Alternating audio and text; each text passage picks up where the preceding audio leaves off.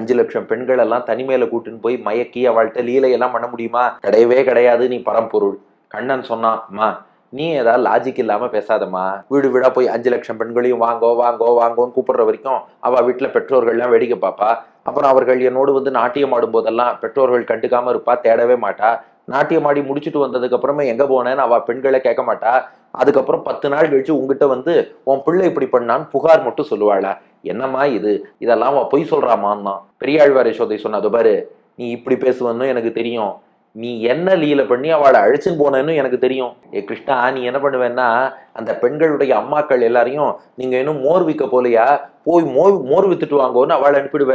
அவ தகப்பன்மார்களை எல்லாம் பார்த்து நீங்க கண்ணுக்குட்டி மாடுகள் எல்லாம் மேய்க்கலையா, மாடு மேய்க்க போங்கோன்னு அவளை அனுப்பிடுவ.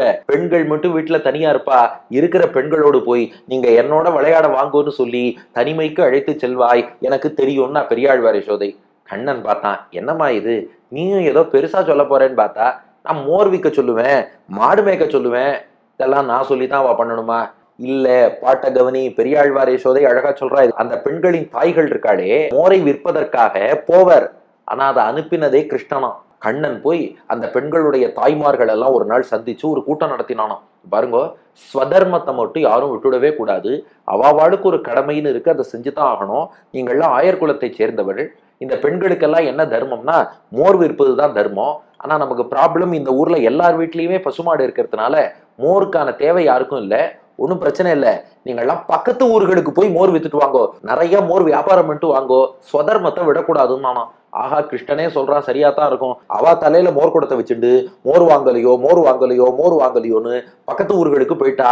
அந்த வீட்டுல அவ தகப்பன்மார்கள் இருக்காளே, இவாளை டைவர்ட் பண்ணணும். அதுக்கு என்ன பண்ணானா, உங்க வீட்டு பசங்களை மட்டும் மாடு மேய்க்க அனுப்பிட்டேளவா. பொதுவா என்ன பண்ணுவா, சின்ன குழந்தைகள் இருக்கானா கண்ணுக்குட்டியை நீ போய் மேய்ச்சிட்டு வான்றுவா. பெரியோர்கள் பெரிய மாடுகளை மட்டும் மேய்ப்பா. கண்ணன் போய் அந்த பெரியோர்களை சந்திச்சு, பாருங்க, கண்ணுக்குட்டி தான் ரொம்ப வேகமா துள்ளி ஓடும், கண்ணுக்குட்டி தான் சரியா சாப்பிடாது, விஷமம் பண்ணும். அதை இந்த விஷமக்கார பசங்களை நம்பி விடக்கூடாது. என்ன பண்ணுங்க, நீங்களும் ஒரு தடவை போய் சூப்பர்வைஸ் பண்ணி இந்த கண்ணுக்குட்டி எல்லாம் ஒழுங்கா மேயறதா அதை போய் பாருங்க. நீங்க வெறும் மாடுகளை மேய்ச்சா மட்டும் போறாது, கண்ணுக்குட்டியையும் சேர்த்து மேய்க்கணும்னு இவன் போய் சொல்லி கொடுத்துருக்கானா. கிருஷ்ணா, நீ சரியா சொன்ன, கண்ணுக்குட்டியை தாண்டா முக்கியமா பாத்துக்கணும், சரின்னு சொல்லிட்டு பின்னாடி போயிடுறானாம். கிருஷ்ணன் பார்த்தான், அப்பா இனி நாம பகல் ஃபுல்லா இந்த பெண்களோட நாட்டியம் ஆடலாம், யாரும் நம்மள ஒண்ணும் பண்ண முடியாது. அதுலயும் என்ன பண்ணானா, அவ வீட்டுல போய் விஷமம் பண்ணா சொந்தக்காரர்னு யாராவது ஒருத்தர் வந்து கதவை தட்டுவார், அப்புறம் மாட்டிக்கணும். அதனால என்ன பண்ணிட்டானா, எல்லாருக்கும் செய்தி சொல்லிட்டானா, இந்த நேரம் இந்த இடத்தில் மாலையில் மலர் சோலையில் சந்திப்போம்னு. அத்தனை பேரும் வந்துடுறா. நீ அந்த இளம் பெண்களை எல்லாம் அழைத்து கொண்டு தனிமையான உனக்கு விருப்பமான இடத்துல போய் நிறைய லீலைகள் பண்ற என்கிறாள் பெரியாழ்வார் யசோதை.